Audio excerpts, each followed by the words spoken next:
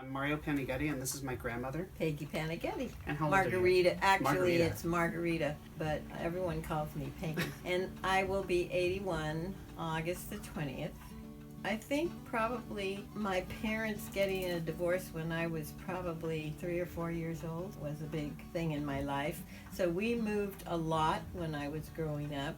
I had like 20-some addresses, places I lived, and I went to, I think, 13 schools. You don't just remember all the moving around. You had an understanding at the time of the reason for the moving around. I was always in a good situation, you know. I was cared for. It sounds like it.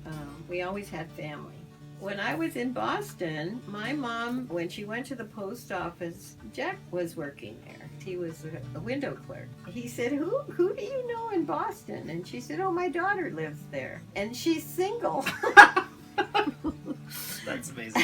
She said, are you? And he said, yes. She said, why don't you write to her? I get this letter, and maybe I'd like to write. So I said, okay, so I did. I'm really curious because this whole concept is very foreign to me of someone effectively courting someone else that they don't know because they had a nice conversation with their mother in the post office.